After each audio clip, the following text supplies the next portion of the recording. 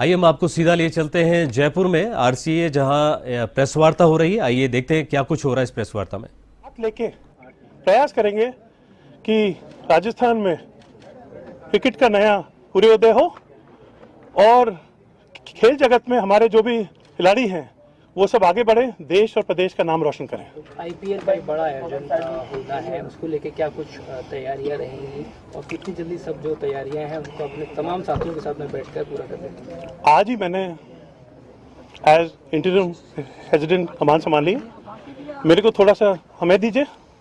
हम चाहते हैं कि राजस्थान क्रिकेट एसोसिएशन का किसी के साथ भी टकराव नहीं हो, और जैसे मैंने आपको पहले भी बताया कि हम यही चाहते हैं कि हमारे खिलाड़ी और खेल आगे बढ़े। रणजी जी, आईपीएल को लेकर क्या अभी काउंसिल से बात की जाएगी? बहुत ही जल्द काउंसिल से भी बात की जाएगी और हम बीसीसीआई से भी संपर्क करेंगे। जो एमओयू बीते दिनों खत्म हो गया था और एक करोड़ों रुपए का बकाया भी चल रहा है, तो उसका भुगतान किस तरह से किया जाएगा और एमओयू क्या दोबारा किया जाना है? देखिए, एमओयू क्यों समाप्त हुआ, क्या कारण था समाप्त, उसको पहले रिन्यू क्यों नहीं रह गया, मैं पास्ट की पुरानी बातों में बिल्कुल नहीं आना चाहता हूं। सकारात्मक रूप से आगे बढ़ना चाहता हूं। हम जो है स्पोर्ट्स काउंसिल और सरकार से बात करेंगे और नया एमओयू ड्राफ्ट करके बहुत ही जल्द उसे ड्राफ्ट करके सरकार के साथ एक जॉइंट अंडरस्टैंडिंग पे आएंगे। लेकिन 38 करोड़ का बकाया भी है आप लोगों के ऊपर। जैसे मैंने आपको कहा कि मैंने आज ही इंटरिम प्रेसिडेंट का जो है पोस्ट संभाली है मैंने आज। मेरे को आप कुछ घंटों का हमें दीजिए, मैं आपको आपके प्रश्न का उत्तर अवश्य दूंगा। सर, अभी जांच की जा रही है परिषद की तरफ से, भ्रष्टाचार सहकारिता भी जांच कर रहा है, किस तरह से अब आप देखेंगे? क्योंकि काफी एविडेंस मांगे थे, एविडेंस दिए नहीं गए, बताया कि रिपोर्ट उपलब्ध नहीं है, क्या कुछ रहने वाला है? जैसे कि मैंने आपको बताया कि राजस्थान क्रिकेट एसोसिएशन का किसी के साथ जब तनाव टकराव होता है तो सबसे पहले हमारे खिलाड़ियों और क्रिकेट का नुकसान होता है। हम राज्य सरकार से जरूर बात करेंगे, स्पोर्ट्स काउंसिल से बात करेंगे, खेल मंत्री जी से भी चर्चा करेंगे और बहुत ही जल्द आप जो भी समस्या है, एमओयू की बात हो, इंक्वायरी की बात हो, बहुत ही जल्द इसका हम समाधान निकालेंगे। सर, अभी जिस जगह पर आप मौजूद है ये जयपुर डिस्ट्रिक्ट क्रिकेट एसोसिएशन की जगह है और यहाँ पर भी 4 साल से एडहॉक की स्थिति बनी हुई है। जयपुर में भी अभी चुनाव नहीं हो पाए हैं, क्या बोलना चाहेंगे? यही प्रयास रहेगा कि हमारा खेल आगे बढ़े। और जैसे मैंने आपको कहा, मैंने अभी कुछ मिनट पहले ही पद ग्रहण किया है, तो आप मेरे को 2-3 घंटों को हमें दीजिए, अपन एक बारी और फिर मुलाकात करेंगे और मैं आपको अवश्य आपके जितनी भी क्वेरीज हैं उनको गंभीरता से लेके आपको मैं अवश्य जवाब दूंगा। आरसीए में भी अनियमितताओं की लेकर के भी शिकायत कई जगह हुई थी, कई एजेंसियों के रडार पर आरसीए है, तो क्या अब ये चीजें सुलझेंगी समय पे? सारी चीजें क्या आप उस चीज का प्रबंधन पूरा प्रयास किया जाएगा कि जो भी सिचुएशंस है, जो भी स्थिति है आज जो बनी हुई है उसको उतारा जाए ताकि हमारे खिलाड़ियों का फायदा हो और क्रिकेट आगे बढ़े। क्रिकेट का युग बदलेगा, अब यूथ हैं, क्रिकेट को बहुत अच्छे से समझते हैं। मैं साहब स्कूल में भी क्रिकेट खेला करता था और स्कॉश एक खेल आपने आई डोंट नो नाम सुना नहीं होगा, मैं राजस्थान का अंडर-19 कैप्टन भी था। Malaysian international open, Singapore international open जैसे प्रेस्टिजियस टूर्नामेंट से मैंने प्रतिनिधित्व भी किया है और खिलाड़ी की क्या, एक प्लेयर की क्या आवश्यकता है मैं बहुत गंभीरता से समझता हूं। और मैं आपको आश्वासन दिलाता हूं कि पूरा प्रयास रहेगा कि राजस्थान में जो भी कंट्रोवर्सी रही है क्रिकेट को लेके उनको दूर किया जाए और क्रिकेट का एक नए सूर्योदय हो। खास गाइडेंस दी आपके पिताजी ने, क्योंकि एक खास उनका लगाव, वो खुद एक प्लेयर रहे, खेल मंत्री रहे, आरसीए का सब कुछ। देखिए सर, हमारा पूरा परिवार जो है एक स्पोर्ट्समैन परिवार है और अजय सिंह जी मेरे पिताजी हैं। मैं बहुत गौरव महसूस करता हूं, उनसे हमेशा मार्गदर्शन लिया है और प्रयास यही रहेगा कि जैसे मैंने आपको बोला कि क्रिकेट प्रदेश में कैसे आगे बढ़े। अजय सिंह जी के साथ मेरे जितने भी मार्गदर्शक हैं, जितने भी अपने यहाँ पे एसोसिएशन है, उनके जो अध्यक्ष हैं, सदस्य हैं, सबकी राय लेके सबको साथ लेके आगे बढ़ेंगे। और ये मैं आपको आश्वासन देता हूँ कि क्रिकेट में ना तो मेरा प्रयास रहेगा कि कोई किसी भी किस्म का राजनीतिकरण नहीं हो और भेदभाव पक्षपात नहीं हो।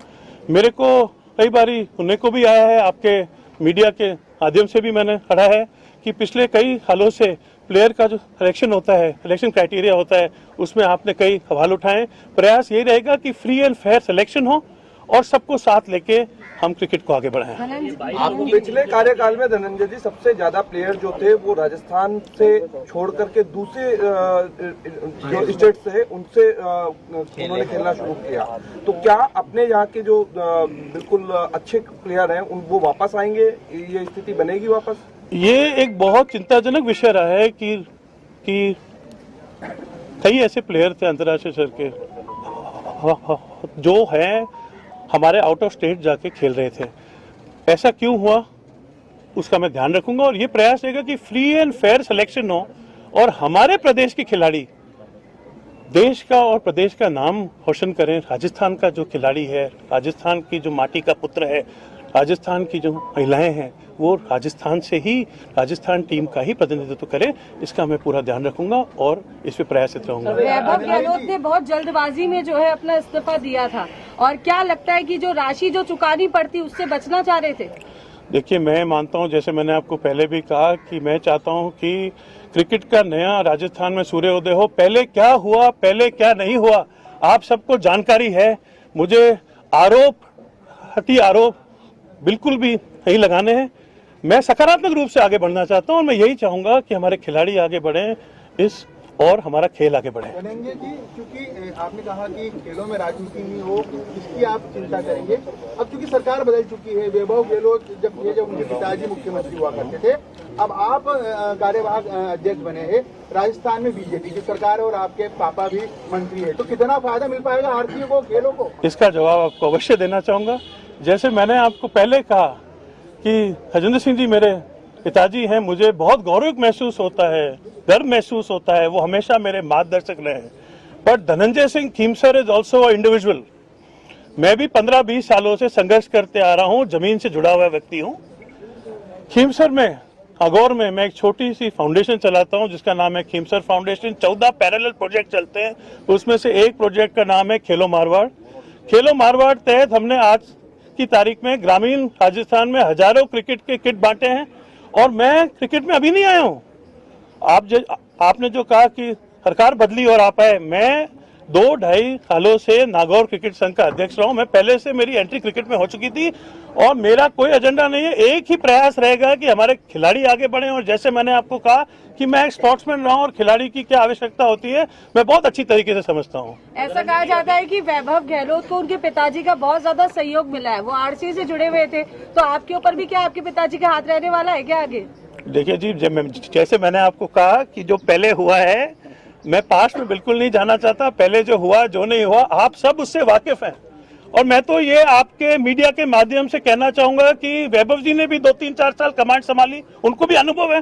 वो भी अगर हमको कोई पॉजिटिव पॉइंट्स दें, सकारात्मक ऊर्जा से हमारे साथ जुड़े, तो हम उसका भी स्वागत करना चाहते हैं।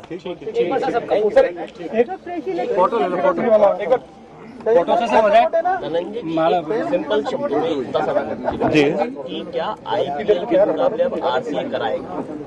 आईपीएल के जैसे कि मैंने आपको कहा, हम स्पोर्ट्स काउंसिल से, खेल मंत्री जी से, सरकार से बात करेंगे, बीसीसीआई से भी चर्चा करेंगे और पूरा प्रयास ये रहेगा कि राजस्थान क्रिकेट एसोसिएशन का भी आईपीएल में इन्वॉल्वमेंट हो।